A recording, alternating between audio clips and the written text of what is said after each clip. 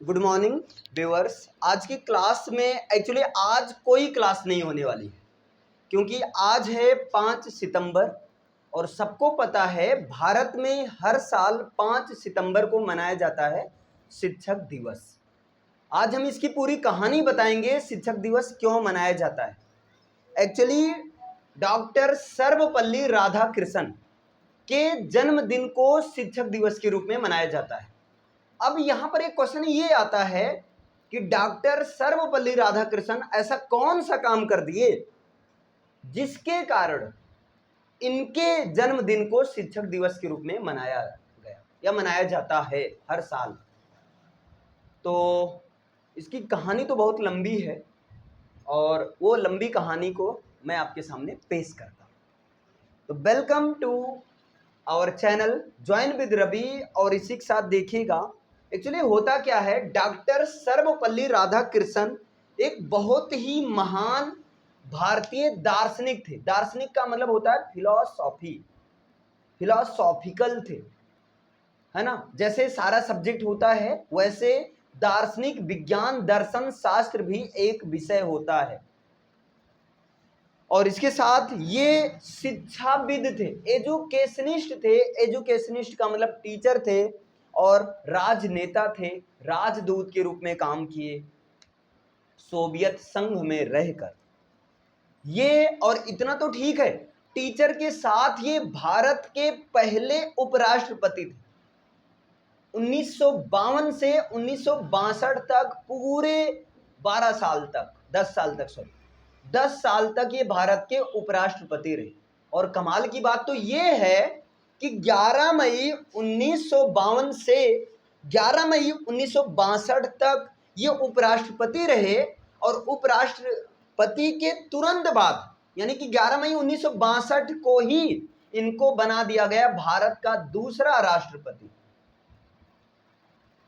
पहले राष्ट्रपति तो डॉक्टर राजेंद्र प्रसाद थे, लेकिन 1962 में ही जैसे ये सेवानिवृत्त हुए उपराष्ट्रपति पद से, तुरंत इनको बना दिया गया भारत का दूसरा राष्ट्रपति, प्रेसिडेंट 1962 में।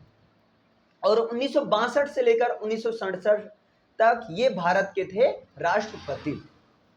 अब इनकी बात करते हैं तो इनका जन्म होता है 5 सितंबर 1888 ईस्वी को तमिलनाडु के तिरुतानी गांव में।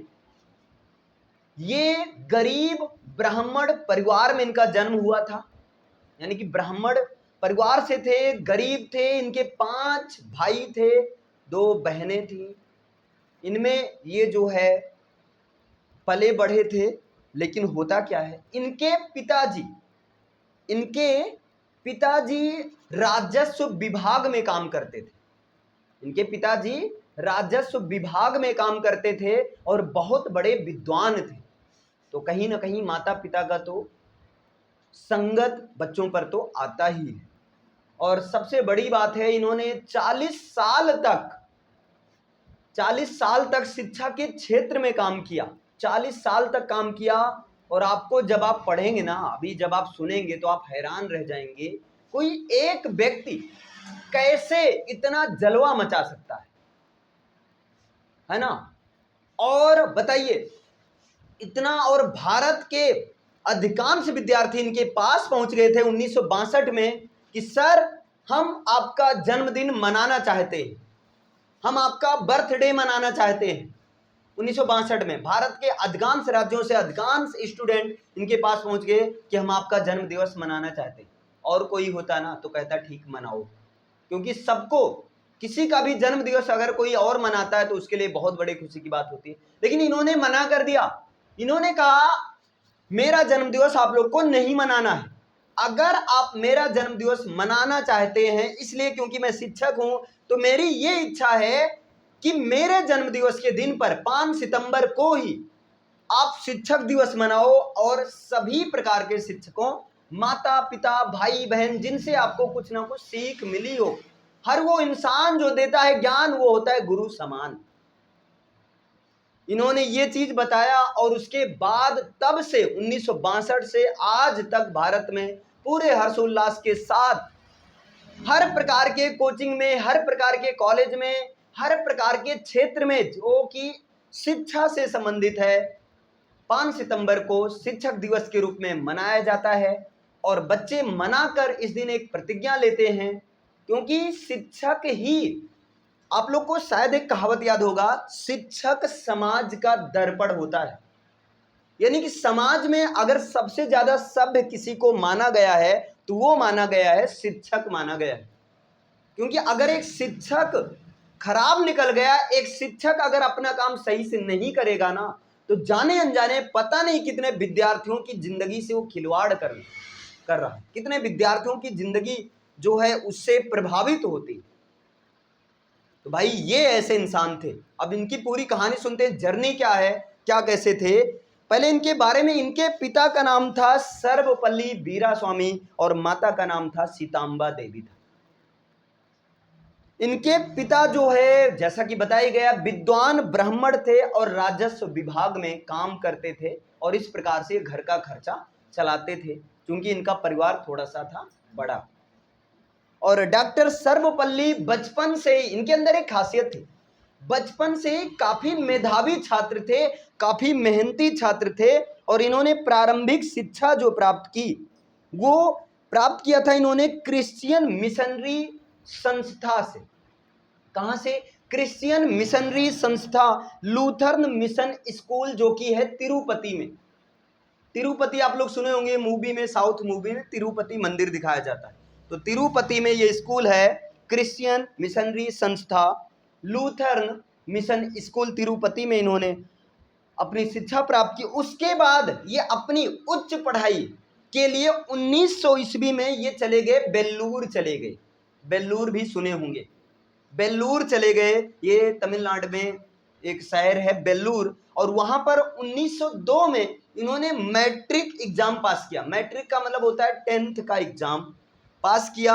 और फिर इनको 10th के एग्जाम में इन्होंने इतना अच्छा नंबर लाया कि इनको स्कॉलरशिप प्रदान किया, छात्रवृत्ति पुरस्कार के रूप में प्रदान किया गया। और इसके बाद 1904 में ही इन्होंने कला संकाय में प्रथम श्रेणी में परीक्षा उत्तीर्ण की। मतलब कला संकाय परीक्षा थी, उसमें इन्होंने प्रथम श्रेणी लाया और उत्तीर्ण किया। और इसके साथ ही साथ ये मनोविज्ञान की पढ़ाई के, मनोविज्ञान का मतलब साइकोलॉजी, मन का विज्ञान, इतिहास और गणित में भी काफी विशेष योग्यता प्राप्त किया था, साइड बाय साइड। इसके बाद ये दर्शन शास्त्र इनका पसंदीदा सब्जेक्ट बन गया और दर्शन शास्त्र में इन्होंने किया परास्नातक, मतलब जानते हो पोस्ट ग्रेजुएशन मास्टर ऑफ दर्शन शास्त्र इन्होंने प्राप्त किया, मास्टर ऑफ आर्ट एमए किया दर्शन शास्त्र में। और 1909 ईस्वी में अपनी पढ़ाई पूरी करने के बाद ये चले गए मद्रास प्रेसिडेंसी कॉलेज में। और भाई सुनो, मद्रास प्रेसिडेंसी कॉलेज में जाकर ये अध्यापक के रूप में काम करने लगे। अभी सुनो ध्यान से, एक अध्यापक के रूप में, जिसे समाज में अध्यापक की बहुत खास वैल्यू नहीं होती, लोग कहते हैं क्या यार तुमसे ज्यादा मैं कमाता हूं। एक मजदूर भी अध्यापक का मजाक बनाता है, यार तुमसे ज्यादा तो मैं कमाता हूं, कहीं ना कहीं। तो ये बन गए एक अध्यापक और 1916 से 1918 तक उस मद्रास, वहां पर अध्यापक के रूप में काम किए। फिर 1916 से 1918 तक ये मद्रास रेजिडेंसी कॉलेज में दर्शन शास्त्र के ये फिर से अध्यापक के रूप में काम किए, सहायक अध्यापक के रूप में। मतलब क्या हुआ, अपने पढ़ाई पूरी करने के बाद 1909 में ये कौन से कॉलेज में गए? मद्रास प्रेसिडेंसी में गए, बन गए टीचर। 1909 से 1916 तक पढ़ाया, 1916 से 18 तक मद्रास रेजिडेंसी कॉलेज में पढ़ाने लगे दर्शन शास्त्र, वो भी सहायक अध्यापक के रूप में। यहां तक तो ठीक है। अब प्रॉब्लम क्या होती है, इसके बाद ये 1918 में मैसूर यूनिवर्सिटी के द्वारा, 1918 में मैसूर यूनिवर्सिटी के द्वारा, मतलब मैसूर यूनिवर्सिटी ने इनको बना दिया प्रोफेसर। परीक्षा वगैरह दिए होंगे। 1918 में ये मैसूर यूनिवर्सिटी के द्वारा ये बन गए दर्शन शास्त्र के प्रोफेसर, बन गए प्रवक्ता बन गए। और 1921 में कोलकाता यूनिवर्सिटी में पहुंच गए, कोलकाता यूनिवर्सिटी में प्रोफेसर का काम किया। उसके बाद 1923 में ये किताब लिख दिए दर्शन शास्त्र पर। काफी सारी किताब लिखे, लेकिन एक किताब इनकी खूब फेमस हुई 1923 में, और वो थी भारतीय दर्शन शास्त्र प्रसाद, प्रकाशित हुई और इतनी ज्यादा पॉपुलर हुई भाई, आपको बिलीव नहीं होगा। इनकी किताब भारतीय दर्शन शास्त्र प्रसाद इतनी पॉपुलर हुई कि इनको इंग्लैंड के ऑक्सफोर्ड यूनिवर्सिटी ने बुलाया कि आप प्लीज मेरे यहां आओ और दर्शन शास्त्र के ऊपर आप स्पीच दो, भाषण दो। और ये पहुंच गए ऑक्सफोर्ड यूनिवर्सिटी, इंग्लैंड की मशहूर यूनिवर्सिटी, उस समय बहुत ज्यादा फेमस थी। ऑक्सफोर्ड यूनिवर्सिटी में पहुंच गए और वहां पर इन्होंने भाषण दिया। लेकिन क्या हुआ, ऑक्सफोर्ड यूनिवर्सिटी में जब पहुंचे तो ऑक्सफोर्ड यूनिवर्सिटी वालों ने इनको बना दिया, प्रोफेसर बना दिया वहां का। बोला कि आप मेरे यहां पढ़ाओ, और ये वहां पढ़ाई करने लगे। लेकिन वहीं पर टिके नहीं रहे, 1939 में बनारस हिंदू यूनिवर्सिटी में आ गए, और बनारस हिंदू यूनिवर्सिटी में बन गए पूरे यूनिवर्सिटी के मालिक, मतलब वाइस चांसलर, कुल सचिव, जो कि यूनिवर्सिटी में सबसे बड़ा होता है। जैसे प्रिंसिपल होते हैं स्कूल में, वैसे वहां वाइस चांसलर होते हैं। ये बन गए, बीसी बन गए। अब क्या होता है, इसी बीच इनकी मुलाकात होती है पंडित जवाहरलाल नेहरू से। पंडित जवाहरलाल नेहरू से, जो उस समय काफी ज्यादा पॉपुलर थे, उनसे बात हुई और पंडित जवाहरलाल नेहरू ने इनको बना दिया राजदूत। इनको बना दिया राजदूत और इनसे कहा सोवियत संघ के साथ राजनयिक कार्यों में मदद करे, और ये बन गए भैया शिक्षक, शिक्षा लाइन को छोड़कर बन गए राजदूत। अब ये सोवियत संघ में रह रहे हैं और वहां पर राजदूत का काम पता ही है सबको क्या होता है, क्लियर है। फिर क्या हुआ, और इसी बीच राजदूत तो बने, इसी बीच 1947 से 1949 तक इन्होंने संविधान सभा निर्मात्री जो थी, संविधान निर्मात्री सभा, जहां संविधान लिखा जा रहा था, उसके भी सदस्य बन गए। और फाइनली 13 मई 1952 को इनको बना दिया गया भारत का दूसरा भारत का पहला राष्ट्रपति। और लगातार 13 मई 1952 से 13 मई 1962 तक ये उपराष्ट्रपति बने रहे, और 1962 में ही इनको बना दिया गया राष्ट्रपति। इनको बना दिया गया राष्ट्रपति, बना दिया गया। अब क्या होता है भाई, जब 1962 में इनको राष्ट्रपति बनाया गया, तब तक ये इतना पॉपुलर हो गए थे, मतलब इतना अच्छा पढ़ाते थे, बच्चों की इतना केयर करते थे कि सारे बच्चे दूर दराज, मतलब दूर दूर देशों से, या जो भी इनके जानने पहचानने वाले बच्चे थे, बाकी उनके साथ में भी काफी सारे विद्यार्थी आए और इनसे बोले सर हम आपका जन्म दिवस मनाना चाहते हैं, आपका बर्थडे मनाना चाहते हैं। तब इन्होंने कहा कि अगर आप मेरा बर्थडे मनाना ही चाहते हो तो मेरे बर्थडे को शिक्षक दिवस के रूप में मनाओ, ताकि सारे शिक्षकों को एक प्रेरणा मिल सके। जो शिक्षक ये सोचते हैं कि यार शिक्षा में पैसा नहीं है, क्योंकि शिक्षा में जो चीज है ना, वो चीज दुनिया के किसी भी प्रोफेशन में नहीं है। यानी कि टीचर के सामने अच्छे अच्छे को झुकना पड़ता है, और शिक्षा ही सबसे बड़ी चीज है। ये पढ़ाई ऐसी चीज है ना, ऐसा शस्त्र है जिसके वजह से आप दुनिया उलट पलट सकते हो, दुनिया आपके हाथों में। अब बताइए, चाणक्य और चंद्रगुप्त, बताइए सबसे ज्यादा लोग चाणक्य को याद करते हैं कि चंद्रगुप्त को। आज भी जब लोग बहुत ज्यादा दिमाग लगाते हैं तो लोग कहते हैं ज्यादा चाणक्य ना बनो, ज्यादा चाणक्य ना बनो, ज्यादा कौटिल्य नीति मत अपनाओ। यानी कि आज भी गुरु द्रोणाचार्य को, अर्जुन को याद किया जाता है, लेकिन उस समय राजा धृतराष्ट्र या जो भी राजा, उनको नहीं याद किया जाता। तो शिक्षा का इतना महत्व है। और कमाल की बात है, इनका एक सपना था, ये हमेशा यही कहा करते थे, क्या कहा करते थे कि जीवन का सबसे बड़ा उपहार एक उच्च जीवन का सपना है। एक उच्च जीवन का सपना है, मतलब एक, अब देखो एक उच्च, ये उच्च जीवन का सपना देखते थे तो ये होता है जिनके सपनों में जान होती है, हमेशा उन्हीं के मंजिल में भी उड़ान होती है। तो सपना बड़ा देखोगे, जैसे ऐसे समझो, अभी सिंपल सा मानता हूं, आप ये भी सोच सकते हो आप कौन से खेत की मूली हो, सिंपल सा भाई, क्लियर है भाई। नॉर्मल एक शिक्षक ही तो हूं, और क्या हूं? कुछ नहीं हूं। और शिक्षक में भी चलो अगर यूट्यूबर हूं, छोटा मोटा हूं, लेकिन जो भी हूं एटलीस्ट ऑनेस्टली अगर टीचिंग लाइन काम कर रहा हूं और मेरा एक अगर ये पैशन है टीचिंग, मेरे वजह से अगर 2-4 बच्चों के भी लाइफ में परिवर्तन आ रहा है, तो ये परिवर्तन मैं किसी भी फील्ड में रहकर नहीं कर सकता। तो सबसे बड़ी चीज यही है, शिक्षक दिवस इसीलिए मनाया जाता है, मेन बात यही है। तो इसी अवसर पर उन तमाम सारे गुरुओं को जिनसे जाने अनजाने कहीं ना कहीं मुझे कुछ ना कुछ नॉलेज हुआ है, उनके लिए मैं 2 लाइन गुरु वंदना के रूप में पेश करना चाह रहा हूं। ज़्यादा नहीं है, 2-4 लाइन है, तो सुनिएगा और जैसा होगा बताइएगा। न जग में कोई स्वयं से बना है, न जग में कोई स्वयं से बना है, हमें सबसे पहले गुरु वंदना है, हमें सबसे पहले गुरु वंदना है। न जग में कोई स्वयं से बना है, हमें सबसे पहले गुरु वंदना है।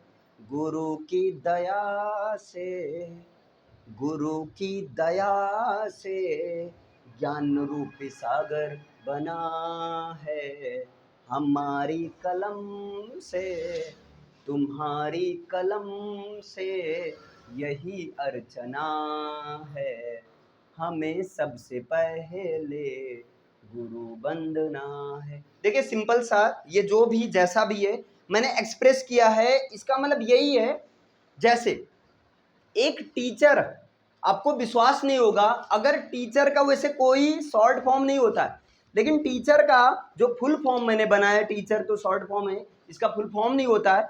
देखिए टी फॉर होता है टैलेंटेड, टी फॉर क्या होता है? टैलेंटेड। ई फॉर होता है एजुकेटेड, और ए फॉर होता है एडोरेबल। टैलेंटेड का मतलब होता है प्रतिभाशाली, प्रतिभावान, टैलेंट। और ई फॉर होता है एजुकेटेड यानी कि पढ़ा लिखा, शिक्षित। और ए फॉर होता है एडोरेबल, मनमोहक, आकर्षक, बच्चों को पसंद आने वाला। और सी फॉर होता है चार्मिंग, अट्रैक्टिव, आकर्षक। और एच फॉर होता है हेल्पफुल। और ई फॉर होता है इनकरेजिंग यानी कि उत्साहित करने वाला, हिम्मत बंधाने वाला। और आर फॉर होता है रिस्पॉन्सिबल।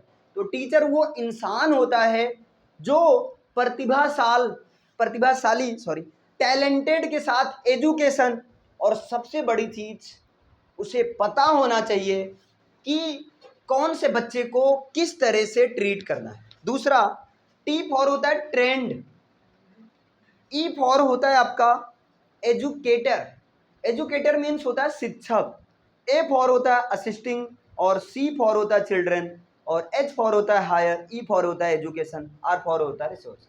100 में सीधी बात अगर बोले, प्रशिक्षित शिक्षक और उच्च संसाधनों में बच्चों की सहायता करना। मतलब अगर जिस दिन आप लोग ये सोचकर पढ़ाई करोगे कि मुझे शिक्षक बनना है, भले आपका सपना कुछ और है, लेकिन अगर आप ये सोचकर पढ़ाई करोगे कि मुझे टीचर बनना है, उस दिन से आप कुछ भी पढ़ाया जाएगा बार बार आप क्वेश्चन करोगे, इसलिए क्योंकि आपको वही चीज जाकर पढ़ाना है। क्लियर? वही चीज जाकर पढ़ाना है, इसलिए पढ़ाई करोगे। और दूसरा नंबर सबसे बड़ी बात, अगर मैं अपनी बात करूं, कभी भी अगर आपका पढ़ाई में मन ना लगे, अपने आप से केवल एक क्वेश्चन करना, सारा नेगेटिव पोर्शन खत्म हो जाएगा। वही अपने आप से केवल एक क्वेश्चन करना, अगर कोई जवाब मिल जाए और उस पर सब लोग एग्री हो जाए, उस दिन से पढ़ाई छोड़ दें, उस दिन से आप बेशक पढ़ाई छोड़ दें। क्वेश्चन ये है, नहीं पढ़ोगे तो क्या करोगे? नहीं पढ़ोगे तो क्या करोगे? अगर इसका कोई भी आंसर अभी प्रेजेंट टाइम में मिल जाए कि सर अभी मैं पढ़ाई नहीं करूंगी तो मैं ये काम करूंगी, घर वाले सहमत हैं, आप बताओ, ऑनेस्टली बताओ, क्या कुछ आंसर मिलने वाला है? जब पढ़ने का मन ना करे, बेशक तुम जबरदस्ती मत पढ़ना, लेकिन खुद से एक सवाल करना, नहीं पढ़ोगे तो क्या करोगे। इसलिए बेशक तुम कम पढ़ना, लेकिन सच्चे इंसान बनकर रहना और सच्चे ही राहों पर चलना। लेकिन नहीं पढ़ोगे तो क्या करोगे, खुद से ऐसा सवाल करना। क्या कोई आंसर मिलेगा आपको? नहीं मिलेगा।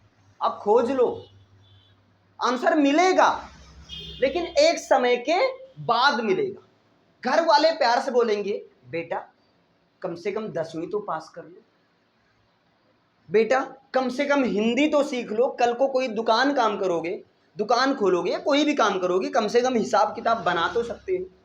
बेटा कम से कम थोड़ा बहुत इंग्लिश तो जानो, कम से कम कुछ चीज़ें, अगर दुकान ही खोले हो, कुछ चीज़ें इंग्लिश में लिखी हुई है तो कम से कम आप पढ़कर बता तो सको ये चीज़ क्या है।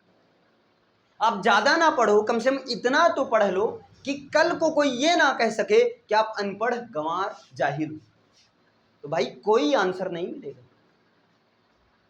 नहीं पढ़ोगे तो क्या करोगे, कोई आंसर मिलेगा? कभी नहीं मिलेगा। मैंने बहुत कोशिश किया, जब मुझे नहीं मिल रहा है अभी यार, तो आपको कैसे मिलेगा? आप तो अभी बेसिक एजुकेशन ही नहीं कंप्लीट कर पाए हो। इसका आंसर मिलेगा, मैं बताऊं कब मिलेगा? जब आप बेसिक एजुकेशन यानी कि 12वीं तक की पढ़ाई कर चुके होगे तब, या 10वीं तक की पढ़ाई कर चुके होगे तब। भाई शहर में अगर गधों का काम भी करना रहता है ना, हाई स्कूल की मार्कशीट मांगते हैं। अब यहीं चले जाओ चीनी मिल में काम करने के लिए, वहां पर हाई स्कूल का मार्कशीट मांगेंगे। सही है कि गलत है?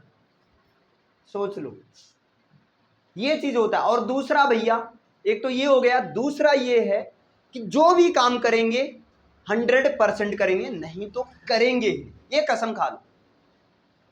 मतलब जरूरीपन के हिसाब से प्रेजेंट टाइम में क्या जरूरी है, जो भी काम करेंगे 100% करेंगे, नहीं तो नहीं करेंगे, बीच में नहीं रहना है। मतलब जैसे अगर आप सोच ले पढ़ना है तो 100% पढ़ना है, नहीं तो बिल्कुल पढ़ाई से एकदम दुश्मनी ही कर लो। मतलब ये काम सोच कर चलो, अगर पढ़ाई करनी है तो 100% करनी, नहीं तो करनी ही नहीं।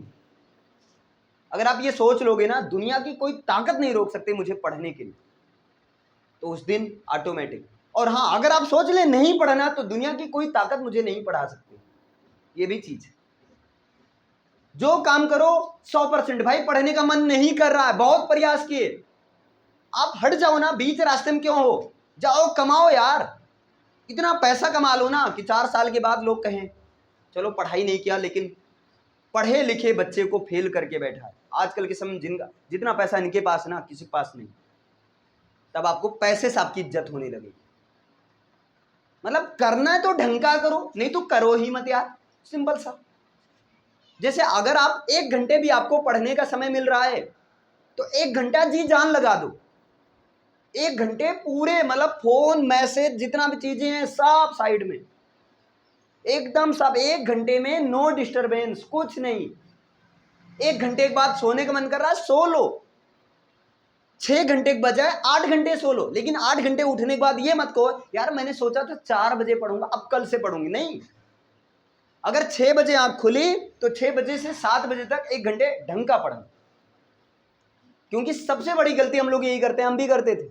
अगर ये सोचकर सुबह हम 6 बजे पढ़ेंगे, पता चला आंख खुलती है 7 बजे, जैसे टाइम देखते हैं तुरंत ही आता है यार 6 बजे सोचे थे, अब चलो कल से पढ़ेंगे, आज नहीं और सो लेते। अरे यार 1 घंटे तो बर्बाद ही किए, अब जो बचा है उसे तो बचा लो, आधे घंटे पढ़ लो, ये चीज। तो ये शिक्षक दिवस है।